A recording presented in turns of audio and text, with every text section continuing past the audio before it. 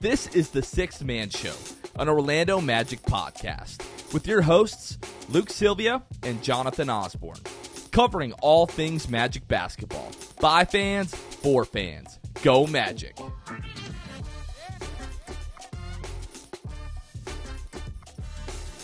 What's going on, Orlando Magic fans? You guys are back with the Sixth Man Show. Today is July 3rd, 2023. Jonathan Osborne here, as always, joined by my co-host, Luke Sylvia. Want to wish everybody a happy and safe 4th of July. Tomorrow, obviously. What's going on, Luke? How are you? Good. I can't believe it's already July. I think we were talking about this at my work the other day. It just feels like we're already, it's crazy, like quarter two already came to an end, and it's wild that we're already here. I feel like we were just bringing in the new year. Now we've got the hot dog eating contest coming up July 4th. You big hot dog eating contest guy? Like, do you sit down and you're like, oh, I'll watch this? I don't, mostly because we all know the outcome. Most likely going to be Joey Chestnut, unless there's some new contender that's going to come out from the shadows and push him for the belt. But no, it's something about the wet buns that really freaks me out. I can't watch people eat that. My favorite is, I was at a buddy's house for the 4th of July last year, and his brother was betting. He placed a bet on Joey Chestnut hot dogs eaten, and I think that they placed it at like 71 or something like that, because the year before he'd eaten 76, he ate 75 the year before that. But he eats 63 last year, which was underwhelming according to Vegas. And second place winner was like 40. So like 23 hot dogs less. It's just disgusting that Joey Chestnut is that much of a freak. He has won every year since 2016. Matt Stoney won in 2015. I'm guessing Joey didn't do that one because Joey wasn't even a runner-up, and then he won like freaking 7 years prior to that. It's gross, sickening, but also very impressive. So I wanted to, along with this holiday, that is one thing it's like the Macy's Day Parade, for crying out loud. Joey Chestnut on the 4th of July. I don't think I could eat 23 hot dogs in like even a 48-hour window. Like, I really don't care for hot dogs either. So like in general, so I don't think I could stomach it. I've moved away from just like the regular ballpark like beef franks, which I remember the Michael Jordan commercials as a kid. So like I've always been like, oh no, you got to have a good ballpark frank hot dog. But now I've moved on to the Johnsonville brats, and that has like really changed the game for me.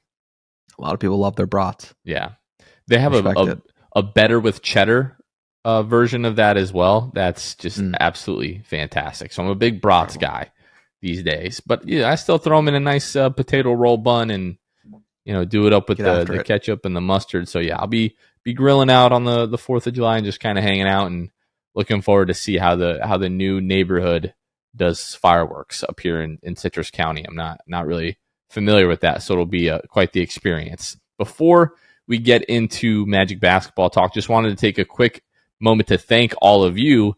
We just had our legitimately best month ever in the history of the show in terms of total downloads and YouTube views. And like, we didn't even have the number one overall pick this year. Obviously, we saw a big jump last year around the draft lottery and around the draft and everything, summer league, but not having the number one overall pick and still being able to have the biggest month that we've ever had just is a testament to like the growth of the show, but also just like the excitement around the team. So just wanted to take a quick second for everybody to say thank you guys, because yeah, it's exciting for the team, but it's also exciting for us that we're just kind of growing as the team and the fan base does. Yeah, and I think transparently, yes, it was an incredible month. The event that we had was the biggest event that we've had to date, and it was incredible and exciting. But to me, it's still like, just because you and I... That was the month before. That was May. That's not even June. You're totally right. So, but you and I, we sit in front of these cameras most of the time, right? And I think that it's very easy to lose sight of how big of a month we were having. I genuinely didn't know until I think you or Kevin brought it up and was like, hey, we're tracking to have the biggest month in the history of the show. And it kind of shocked me, because I was like, it's you and I are just doing this twice a week. We feel like this is what we're doing all the time. You and I have probably definitely way more fun during the season when the team's winning or whatever, comparatively to like what we did in June content wise. And so I think that, it's crazy for me to hear that was the best month. I think it only means that this team is going to, stay good during this season, we would think, to where we are able to continue and retain you guys as listeners. Consider, watching watching, however you guys consume our podcast. It's just incredible the amount of growth that we've had. And yeah, like Jonathan said, thank you guys. We would be literally nothing. We'd just be two guys talking into a mic every 2 times a week if it wasn't for you guys and feeling the support you guys give us. And honestly, I would still do that anyway. So just really appreciate you guys. It was an awesome June, and we're hoping July will be bigger and moving into the season and continue to carry this momentum forward. Coming up this week on Saturday is going to be the Magic's first Summer League game. So that's going to be the 8th at 5:30 Eastern Time on ESPN. But we're doing something a little bit different. We're trying something out. If you haven't heard of the platform called Playback is basically like a group, watch party type of platform where you have creators that are watching some kind of sporting event, or you can watch YouTube on there, just kind of with your little community there, or big community, whatever your community size is. So producer Kevin, is going to be watching that Summer League game on Playback. So there's going to be a live chat function where you can talk. Special guests can also join the creator up on the quote unquote stage, is what they call it, on Playback. So we're going to have some special guests potentially come through and just kind of talk with producer Kevin about the game and what's going on, and potentially maybe even some of you all, but you can interact live with the chat like throughout the entire broadcast. So we'll be posting that link on Saturday. So be on the lookout for that. Again, that game against the Detroit Pistons Summer League team is going to be at 5:30 Eastern, and the Magic also play on the 10th versus Indiana at 8:30 on NBA TV.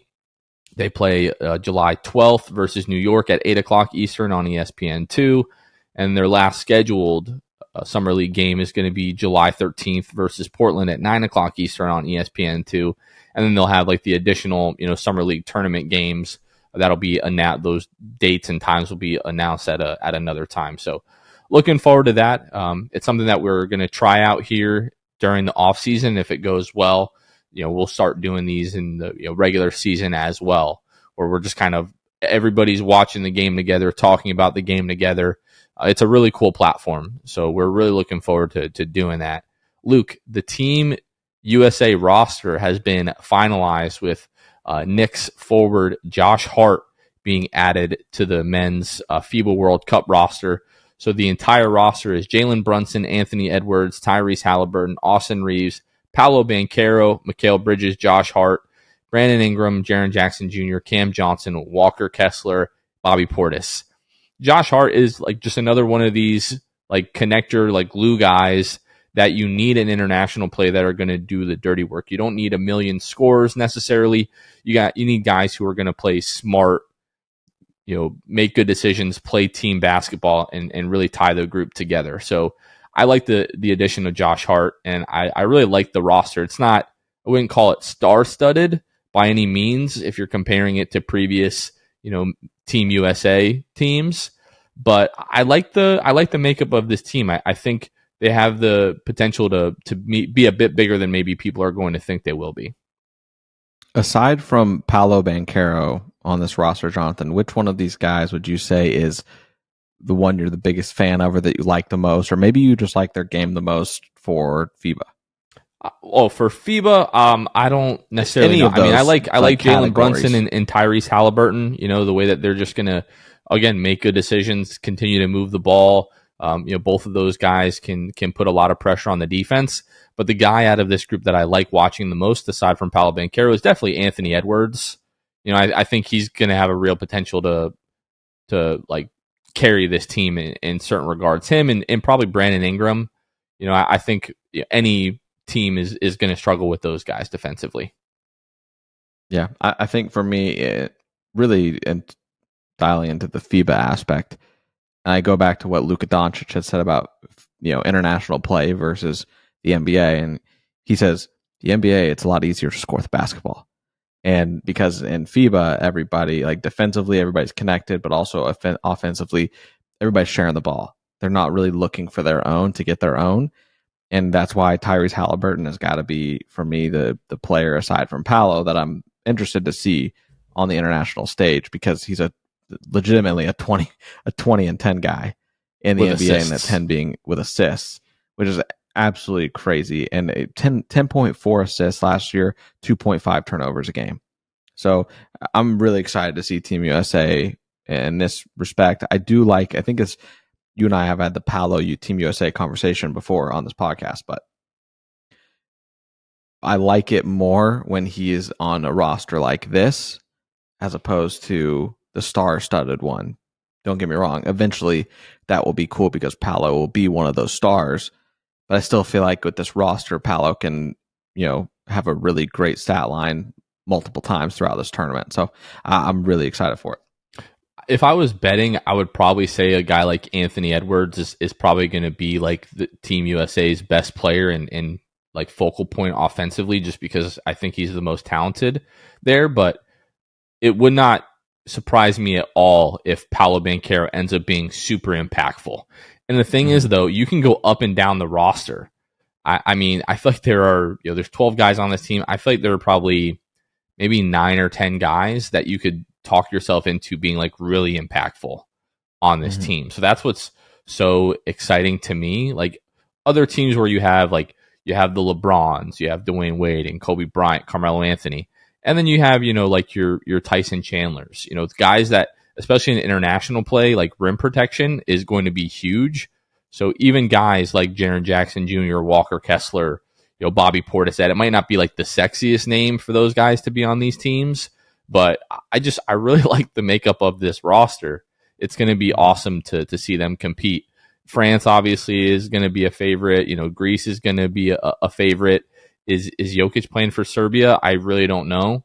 Like there are tons of really good teams, but yeah, I just like the U.S. from like top to bottom is going to be the most talented team, and if Steve Kerr can get those guys together and to play really well together, it could be a fun FIBA tournament for the U.S. So looking forward to that. Luke, Friday started NBA free agency, and like an idiot, I looked into this multiple times throughout the week when we were talking about, oh, hey, free agency starting on Friday. When I was reading 3 o'clock, I wasn't even thinking about the time zone. So I was like, yeah, everybody be ready for 3 o'clock on Friday Eastern time. No. It was 3 o'clock Pacific. So if you're one of these lovely listeners or viewers that was like, yo, it's 3 o'clock, why is nothing happening? I apologize. That was my bad. Got a couple of things to clarify as well that we'll talk about. One was totally not my fault, and this is when we were talking about Cole Anthony in regards to his qualifying offer, because it did strike me as weird that we're a year away from his restricted free agency, but we were always already talking about his qualifying offer. In my mind, seeing that on Spot Track, I was like, oh, that must just be something that I misunderstood about rookie scale contracts and restricted free agency. But no, Spot Track had Cole Anthony's qualifying offer deadline listed incorrectly for this summer when it actually should be for next summer. Again, Spot Track let me down, but ultimately I'm responsible for the words that come out of my mouth. So again, I apologize. And last but not least, and I don't know why this is the case, I know there are a lot of people out there that are obviously much smarter than me because you feel the need to tell me whenever you get the chance. But Markelle Fultz's eligibility for his extension isn't technically until October 1st. I know there's something about the anniversaries of when these players sign their extensions and when they can become eligible for their next extensions. But Markelle Fultz signed his last extension like December of 2020, I believe. So I'm not totally sure on why it is not the beginning of free agency like it is for a lot of these other players. But if you go down the list of players that are eligible for extensions this offseason, it really like is a range of dates from like the 6th of July, which is where teams can officially sign these guys to extensions. There are some guys that are like the beginning of August or like the end of September, beginning of October. I really don't know. So if you do know and you can explain to me why it is that Markelle Fultz's extension eligibility date is October 1st, I would really, really appreciate that. And I would like to know more about kind of the nuance in how that works in the collective bargaining agreement. Like, why is it that specific date for Markelle? It's that date based upon what? So, again, just some things that I wanted to clarify that I goofed up on the last few episodes here. So my apologies. And hey, I'm still trying to learn all this collective bargaining agreement stuff. As confusing as it is, I really do like learning about it. And I feel like it helps us do a better job and bring you all better content. So I'm going to continue to try to grow my knowledge in that regard, Luke. But I wanted to talk, before we get into the Magic's free agency, just about NBA free agency in general, Luke, and what you thought were some of the more crazier. I don't like calling them a decision is not enough for what like NBA free agency is on Twitter. Like, it is a soap opera in and of itself. I think the one that stands out to me the most, and we had a feeling that the bag was going to be big, but the bag was just ginormous for Fred VanVleet going to Houston, 3 years, $130 million max to join the Rockets. And it's just a lot of money. I understand they needed to spend money, but am I crazy for still thinking like it's a weird deal? I mean, the guys that you're inking into these huge contracts, but you're still kind of rebuilding. You're not. It's just the most ridiculous rushed rebuild that we've seen since Hennigan had the reins at the Orlando Magic. And you said that, right? You said that Houston was Rob Hennigan the hell out of their rebuild, and it is that way. Absolutely, it's that one. Obviously, Dillon Brooks. Their whole free agency was crazy to me because they just kept signing guys. I know they're trying to fill out a roster and maybe rush this thing, but at some point, is it worth it? We're gonna find out. I don't know. Well, I mean, just to add a little bit more to that, to me, it wasn't just like giving Fred VanVleet, what is it, $40 million or $43 million a year, whatever it is. I know, I believe it's been confirmed that third year is a team option, which definitely makes it much, much, much better.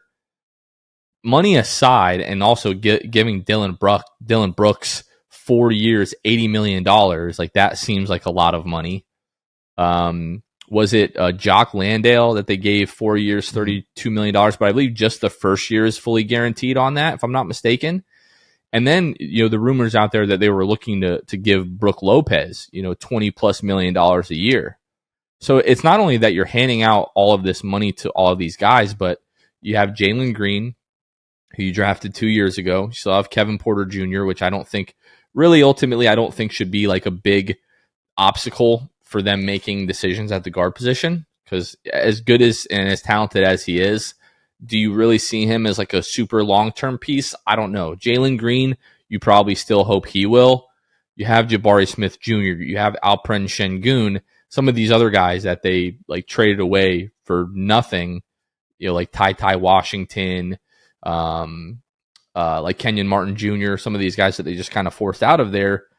Cam Whitmore is another guy. Now you have like these established veterans, like they were actively searching to put veteran roadblocks in the way of their young players to like push the team ahead a bit with new head coach Ime Udoka coming in.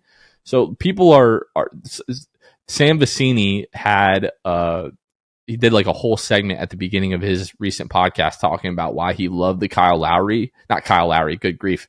I associate Kyle Lowry with Fred VanVleet, obviously, because of their history in Toronto. Fred VanVleet, he loved that deal because, one, they had to spend the money anyway. Two, he's going to help bring defense to that roster. And he said specifically he's going to help their young guards learn how to get over screens, which was an issue for them last year. And he's also a good decision maker. None of that for me adds up to giving a guy $40 million who didn't even shoot 40% from the floor last year. It's just crazy to me. But now, and Amen Thompson, they just drafted Amen Thompson. So you're putting you're putting Fred VanVleet certainly ahead of Amen Thompson, probably starting next to Jalen Green. You're taking the ball out of Jalen Green's hand. You're taking the ball out of Amen Thompson's hands. You'll potentially Jabari Smith Jr. You still have Tari Eason on the roster. Now you have Dylan Brooks, who you're paying $20 million a year, who's definitely going to start. Like, there is spending money because you needed to spend money, and there's rushing your rebuild. And to me, this is much more of a rushing your rebuild than it is, oh, hey, we had to give the money to somebody anyway. No, I'll be really interested to see how this pans out for Houston. And my guess is it probably won't, because you're pushing this team ahead, way ahead of schedule. And how many of these guys are you really confident in are going to be anything special? Jury's still out on Jalen Green. He's arguably the most talented guy on that roster before you drafted Amen Thompson. Kevin Porter Jr., probably not. Jabari Smith Jr., maybe. Alperen Şengün, maybe. Tari Eason, maybe. I just don't understand how you could believe in your young core so much that now you're going to put all of these veterans around them and start to compete. Just nothing about what they're doing makes sense to me at all. There was one other team that is interesting with their additions that they made, and that is the Oklahoma City Thunder. The Thunder added a myriad of players. They added the former EuroLeague EuroLeague MVP, excuse me, and I believe his last name is pronounced Micic. I'm really not too sure on that. Had impressive numbers. That I think they had like his draft rights or something like that. And they just are basically now getting him to come over. They added Victor Oladipo. They added Bertans. They added Jack White, who is an Aussie. And they signed him to a 2-year deal, which was interesting. And they signed Patty Mills.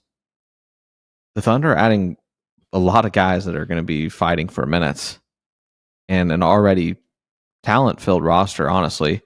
Obviously, you got SGA and Giddey and Dort and everybody else. So that's another team that I think is really interesting. And probably their offseason additions have been overshadowed a little bit by what the Rockets have done, for better or worse.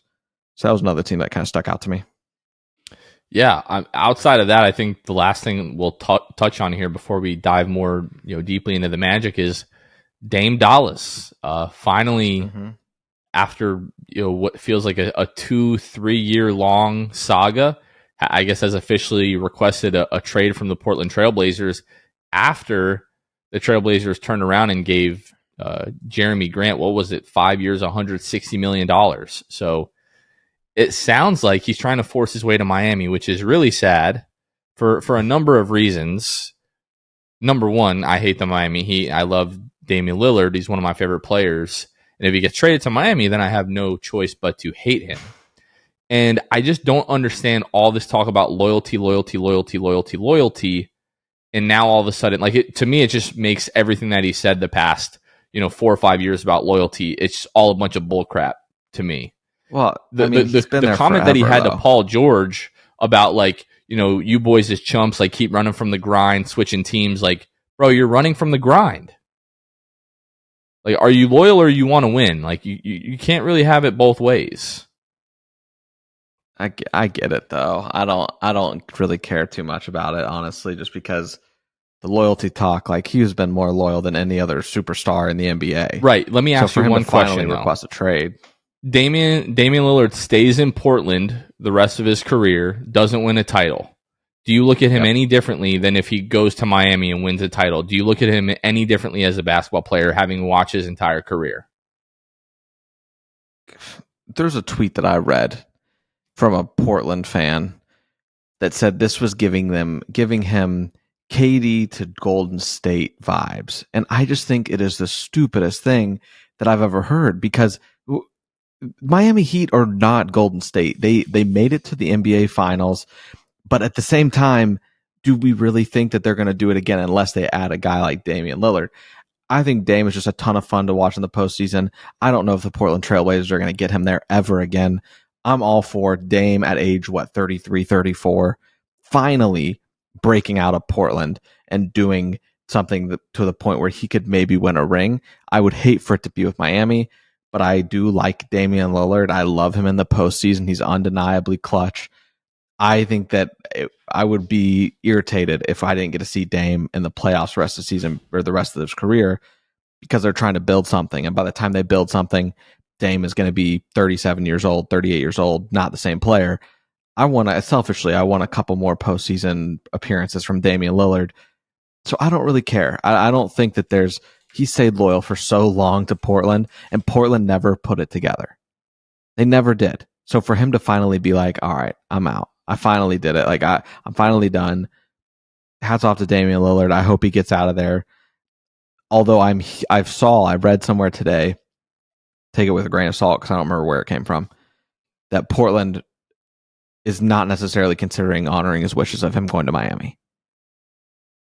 That would be awesome if he doesn't go to Miami. Send him somewhere else. I hope it's with a team that's decent. So obviously, selfishly, I hope it's in the West. So the Magic don't have another team that gets even better, especially a team that's kind of in the mediocrity of it all right now. We'll see what happens with Dame, but I'm happy for him. I'll ask again. Damian Lillard ends up playing 18 years in Portland, right? No. You don't look at him any differently than if he wins a title.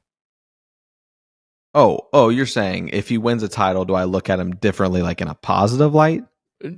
Positive or negative. But do you look at him any differently as opposed to if he would have played 18, 19 years in Portland and not won a title? I don't think so, because I know that Dame is capable of winning a title. Right. I don't. Exactly. But at the same time, it's a self thing. Like, finally, he's not putting all of his blood, sweat, and tears into Portland anymore. He's putting it into himself. He's going to try to go win a ring. I hope he does it. I hope that he's able to. Damian Lillard deserves one. He's put up with hell in Portland for how long? I think that it's a him thing, and I'm glad that he's doing it. If he forces his way to Miami, he doesn't deserve a damn thing. That's what I'll say. Doesn't deserve anything at all. Deserves to go 0-82 for the rest of his little career. So yeah, that doesn't shock me. Yeah. So, all right.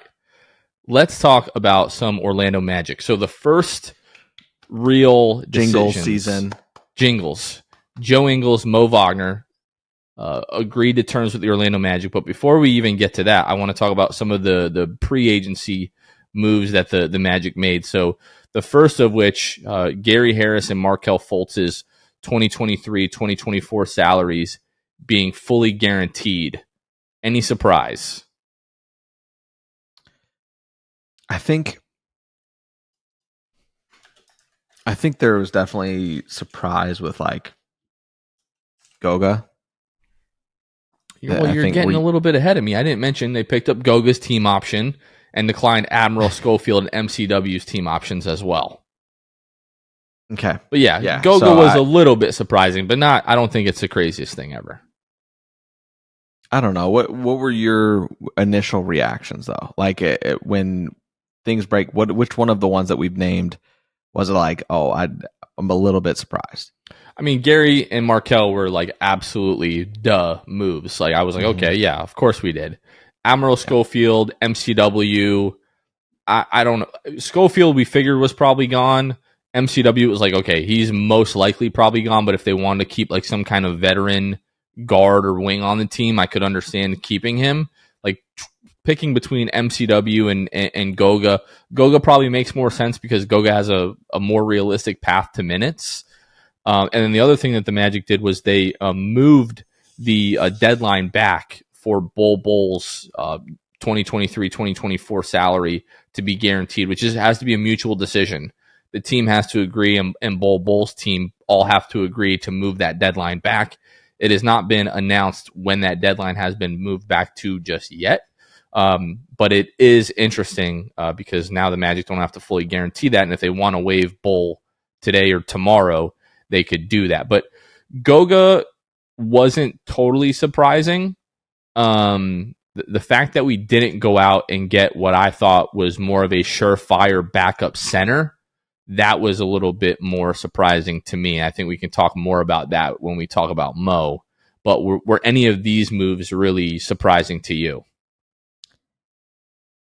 I think I don't know like necessarily if they were surprising to me. I think that it doesn't surprise me that the Magic seemingly like stood pat. If you look at this free agency just from like a 30,000 foot view, none of this is super shocking to any of us, I don't think. But I think that, that things just played out maybe a little bit slower than I thought they would for the Magic as far as making decisions on current players. Obviously, you talk about Moe Wagner, right? Like that one comes at felt like midnight, right? Like the clock strikes midnight. Moe Wagner's back. Now, in hindsight, probably they were just maybe waiting out to see what the rest of the market is doing in terms of big men. I wouldn't say I'm shocked though. Yeah, to me, moving Bol's guarantee back, like the deadline for the guarantee, moving that back wasn't totally shocking, but it to me, it sort of like tipped the Magic's hand as to what they're doing and what they were thinking.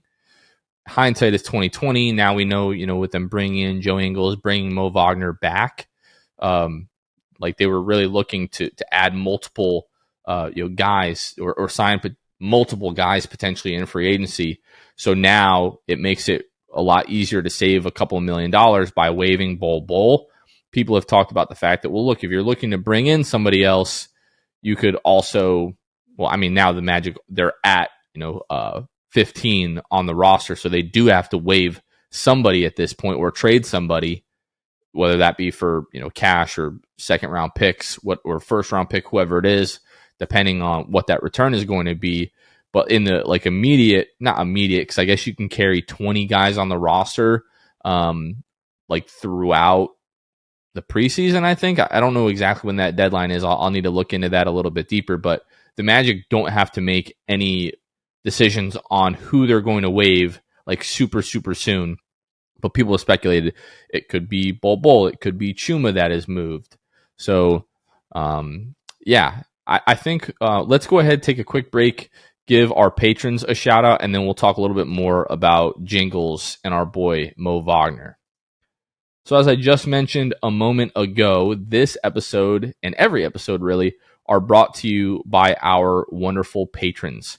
If you haven't heard of Patreon, Patreon is a platform where creators can have communities, and those communities can help financially partner with whatever creator that they appreciate and want to support. So you can find us at patreon.com/the6man-show, where for as little as $2 a month, you can help financially support the show. We also have other tiers, like our All-Star tier, where you gain access to our Discord community, our Hall of Fame tier, where you get access to monthly Zoom meetings with us, and we just talk Orlando Magic basketball. We hang out. We give kind of behind-the-scene updates on the show. And then we also have our $15 Elite tier, where you get all of those other benefits, but you also get access to discounts on Orlando Magic regular season home game tickets. So if any of that interests you, again, you can find us at patreon.com/the6man-show. In each episode, we shout out our brand new patrons. So this week, a big shout out to our boy Bruv Sal, who joined our Hall of Fame tier. Already saw you in the Discord, man. Welcome to the community. Really, really appreciate that. And then we shout out our Hall of Fame and Elite tier patrons each episode. So let's go ahead and start with Court Cousins, Drew Gooden, Armin, Carson Tulo, Normal, Magic Player History, Gabe Gaines, Magic Static, Michael Martin, Jamel Miller, Michael Salapong, The Distract, Donkey Punch Dave, Paolo and Franz's Warmth, Pierre A., Nostalgia and M&M's, Dylan Holden, Mr. Mikey, Eduardo Sanchez, Drum, Danimal, Dutto 15, Bobby Skinner, Goaty 93, Teddy Sylvia, Eric Lopez, Fuchsia, Juan Geraldo, Bill Fulton, Edmund Lagone, Hosea Squealan, Destined for Greatness, Caleb Pete, Cannibalism, Time Mr. TV, Joe Rothfuss, ESPN Really Sucks, Gear 95 Shred, Junior Bruce, Half Freakin, Shahan 177, Bobby the Dawn, Himlo Ben Himro, Armprov 221, Ray Pastrana, Magic at 714, Spank Too Hard, Soft Taco, Jesse, Fuego Nando, Victor Cologne, Phantom Wolf 72, Irish Magic Mike, Austin Lampy, Random Hustle, Only France, Maria, Keith Wallace, Fritz, Nick G, Currency Kev, and our boy Bruv Sal. Again, thank you to all of our patrons. If you want to join our Patreon, you can find us at patreon.com/the6man-show. Luke, earlier in the week, really mostly Thursday, I want to say, it was reported that the Magic could be targeting Milwaukee Bucks forward Joe Ingles, the veteran sharpshooter himself. I believe it was Jake Fisher and Chris Mannix, if I'm not mistaken, that reported that. And Friday night, the Magic's first real move of free agency was to agree to a 2-year, was it $22 million deal with Joe Ingles. It is expected that first year is going to be fully guaranteed, and that second year is going to be a team option. Luke, what were your reaction or feelings about the Joe Ingles deal? We've been looking for it. We've been looking to add a shooter. You want shooters, you go out, you draft Jet Howard, and then you pick up Joe Ingles. I think Joe Ingles is the perfect vet. I think he's, pretty even keel, is able to be that. I also think that he's a pretty good playmaker for his size. The assists didn't show it in Milwaukee. 3 assists a game, which still isn't bad for a guy of his size at all. But in Utah, I mean, you look back at the way Utah was using him, average as much as 5.7 assists, 2.4 turnovers. He has the ability to do that. He also, if you haven't gone and watched some Joe Ingles highlights, they're not all 3-pointers. Joe Ingles has a nasty pass fake. Going in off a Euro, fake the pass, defender's head whips the other way, Joe Ingles has a wide open layup. He's very skilled for a guy of his size, and especially as slow. Before Kyle Slow Mo Anderson, there's Joe Ingles, Slow Joe. And he is slow, but he's effective, and he knows what he wants to do, and he's concise with his moves. And he can shoot the cover off a basketball. Just to last year, crazy. Yeah, just to give you guys some career numbers here. So for Joe, in 8 seasons, averages 8.5 points per game, 3.2 rebounds, 3.7 assists, almost a steal a game, shoots 44, almost 45% from the floor, over a 40% 3-point shooter for his career on 4.4 3-point attempts per game. So absolutely is a shooter. Last year with Milwaukee, came back less than a year after tearing his ACL. In 46 games, averaged 6.9 points, 2.8 rebounds, like you mentioned, 3.3 assists, shot 43% from the floor and almost 41% from the 3-point line. Joe Ingles, absolutely a shooter. I think what I'm obviously super excited about adding the shooting, I like adding the veteran presence. He is 35, going to be 36 years old on Media Day, actually, this year. So we'll have to be sure to wish Mr. Joe Ingles a happy birthday and a warm welcome to Orlando on Media Day. But apart from all of that, like, it's the playmaking that I'm really excited. It's him being like a secondary or tertiary playmaker off the bench for the Magic and just really being a connector. Going to be 36 years old, coming back off the ACL, obviously probably lost a little bit defensively, has always been a decent defender. But just kind of like, he's going to bring a lot of veteran know-how, calming presence when he's going to be on the floor for the Magic, has played for a lot of really good Utah teams, played for a great Milwaukee team this year. So he's got kind of that veteran pedigree that this team desperately needs. And not only did the Magic add Joe Ingles and add Jet Howard through the draft, but retaining Gary Harris and fully guaranteeing this next year means you're not really losing any shooting from last year's roster either. You're really just adding to it.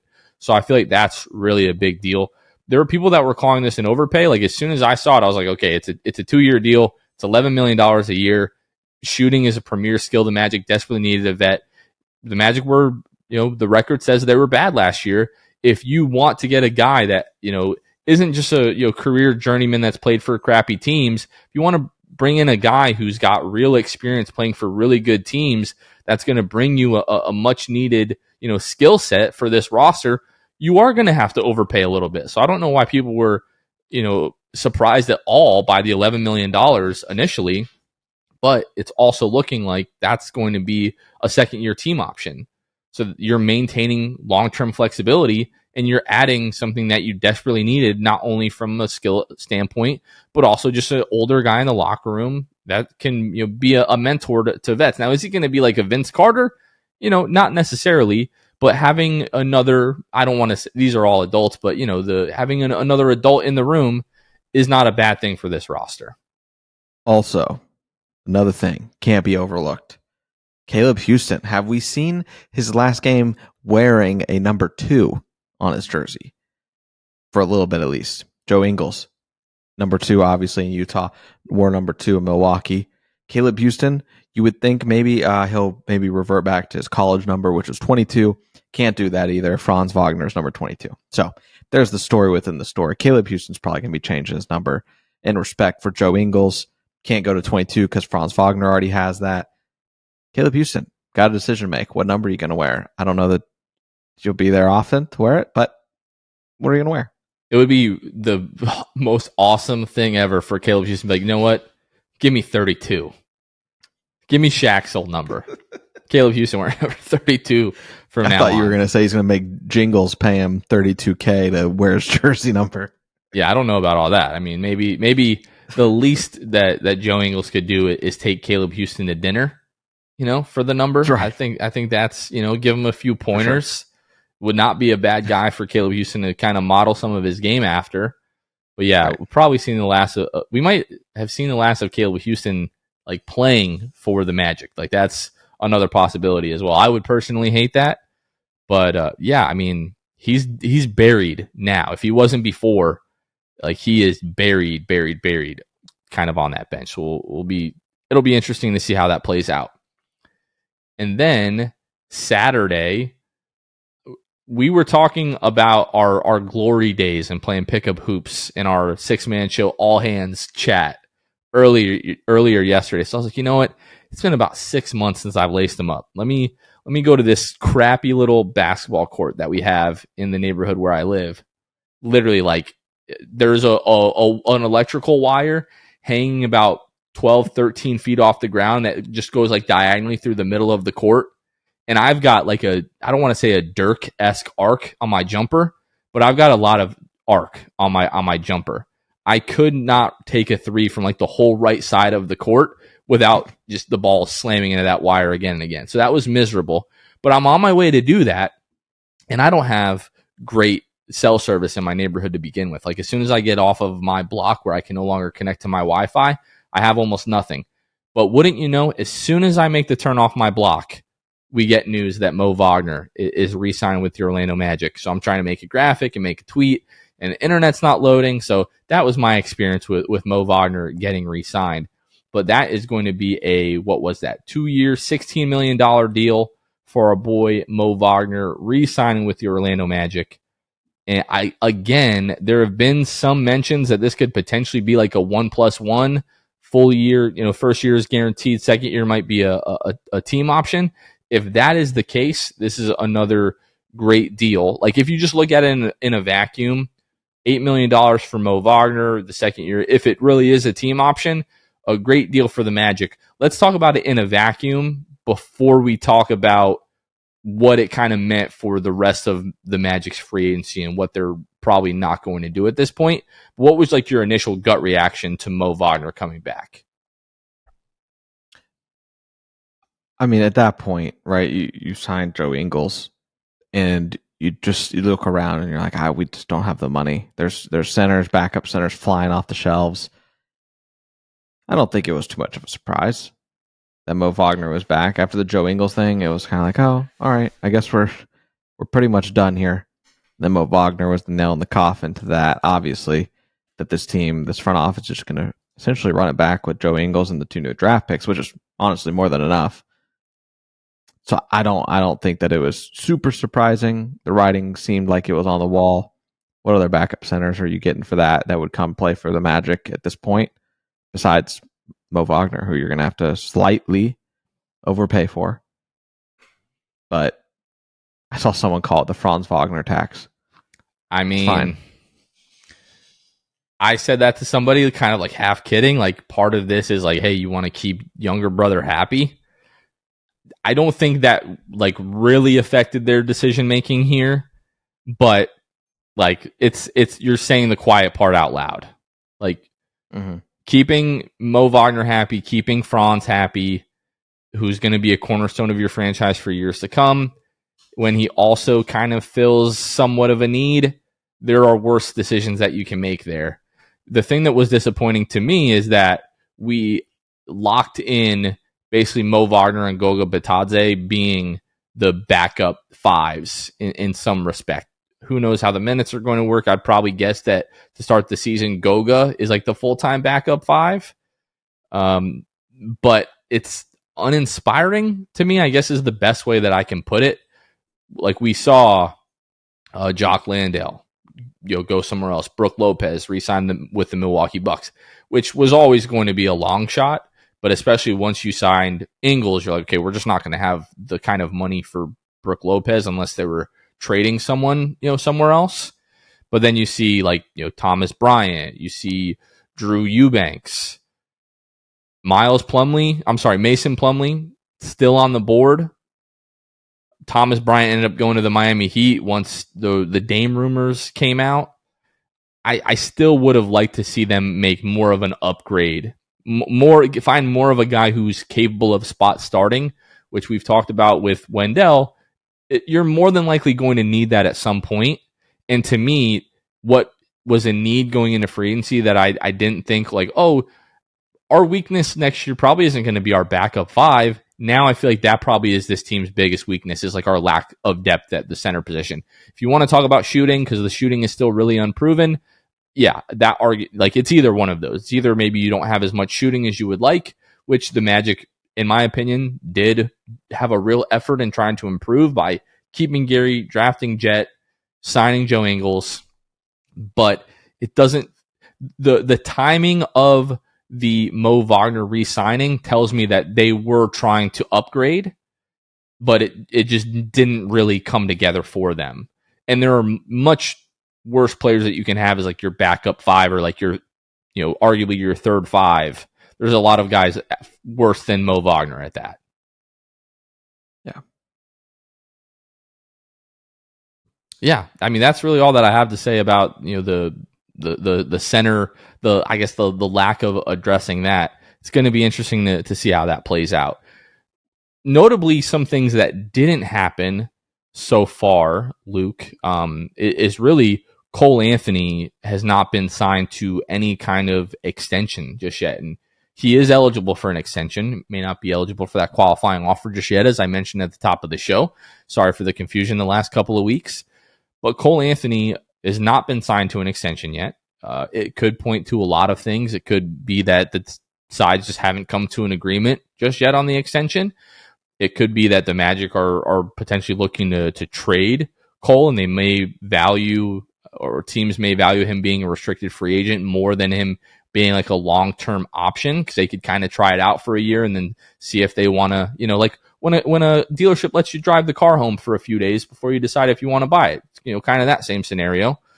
Or the Magic just may not be looking to sign a Cole to an extension just yet. So I wanted to talk about just some of the deals that we saw around the league, because you and I have been talking for a couple months now about our opinions on whether or not the Magic should sign Cole and Markelle to extensions, and if they do, what those extensions look like. And I think the bulk of those conversations that you and I had were had before we knew all of the kind of details around the new collective bargaining agreement and how teams operating above the luxury tax are really going to be penalized moving forward. And the whole league seems to be kind of adjusting to that almost immediately in preparation for those changes. But I wanted to go through some of these deals in free agency so far that I think are sort of comparable to Cole's, kind of what we could expect, I guess, and just see, because I think originally I was like, yeah, pay Cole $18-20 million. Looking at the market value now, I feel much differently about that. So I just want to throw out a few names and kind of what they got in free agency. Austin Reeves, $14 million a year. I don't know how the freaking Lakers got so lucky that they're going to keep Austin Reeves for $14 million a year, but it is what it is. The Lakers signed Gabe Vincent for $11 million a year. The Lakers, how do the Lakers have all this freaking money? My goodness. They signed D'Angelo Russell to $18.5 million a year. The Cavs re-signed Karis LeVert to $16 million a year. And then Kobe White re-signed with the Bulls for $13 million a year. So hearing some of these figures, how do you feel about the Magic potentially re-signing Cole? And then I guess we can talk about what kind of figure we think it might come in at. You've got decisions obviously to make, and we've fleshed those out quite a bit on the show already at this point, talking about, you bring in Anthony Black. Where does that leave Cole Anthony in this mix? And now Joe Ingles is not a permanent solution. Do not get me wrong, but you've got Joe Ingles, as we've said, can come in, run that second unit, help run the second unit, I should say. Anthony Black, who is going to be capable of running that second unit. I think the Magic just want to wait and see. I think the Magic are more than happy to do that, clearly. Now, we know how this goes. We could record this whole podcast, and then they'll come out this morning, as you guys are listening to this, with some Cole Anthony news about his contract. So I don't know. I don't want to speak in any type of absolutes, but I wouldn't be surprised either way.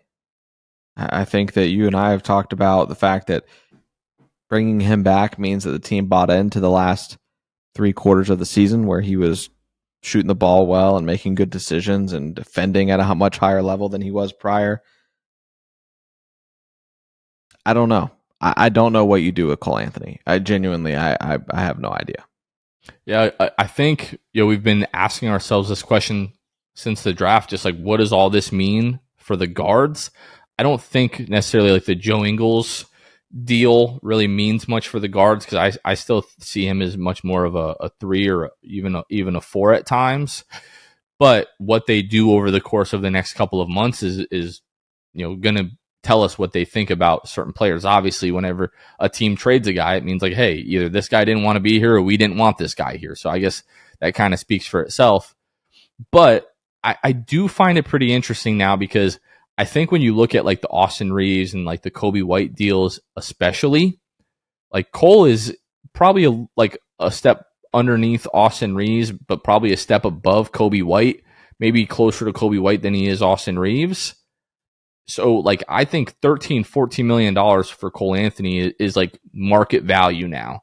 And I would be ecstatic to be able to pay Cole Anthony $14 million a year, like, to come off the bench. A few years ago, like, these conversations were much, much different, but we live in a new NBA and CBA landscape with all the money that's being, thrown around. So, yeah, a lot has changed since you and I have started to have these conversations, but I think $14 million a year for Cole, like a 3 or 4 year deal, I would be pretty happy if the Magic come to that conclusion. Yeah, and I think that when you talk about Joe Ingles, and what I really meant was ability to handle the ball, that was kind of what Cole was doing with that second unit. So now you've got Anthony Black that you draft, you have Joe Ingles, who's capable of working the offense here. This is and we'll see what happens. But if you've got Jalen Suggs that you believe in, that you put him in at the 2 in this situation, right? Then off the bench in that bench unit, you've got Anthony Black. Obviously, you can stagger minutes, but for all simplicity's sake, Anthony Black at the 1, Jalen Suggs at the 2, Joe Ingles 3 or 4. I mean, Cole's not playing the 3 or the 4. So you're going to have to stagger and mix and match, and we know how rotations work in the NBA.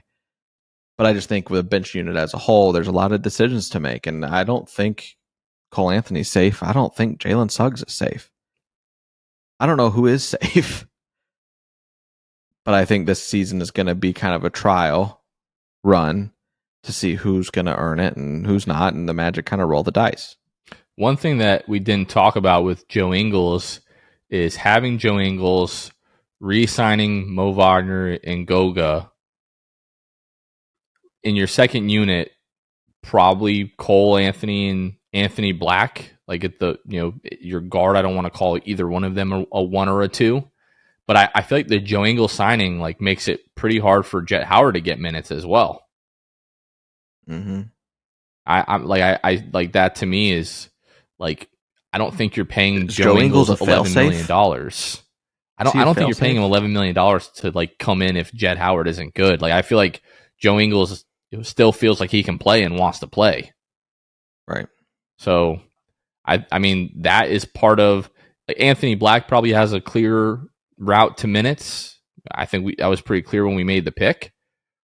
But like Jet Howard now, like especially bring Joe Ingles in now, going back to Jeff Weltman, like guys are going to have to earn and compete for minutes. Right.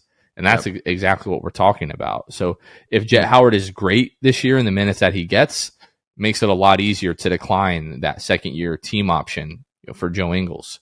So, and there's a lot like worse guys that Jet Howard could learn from, in terms of like creating from others and knocking down shots. So again, really like the Joe Ingles signing. And I know we've I guess me specifically have been a little bit premature with the Markelle Fultz extension talk because, again, he's not eligible until October.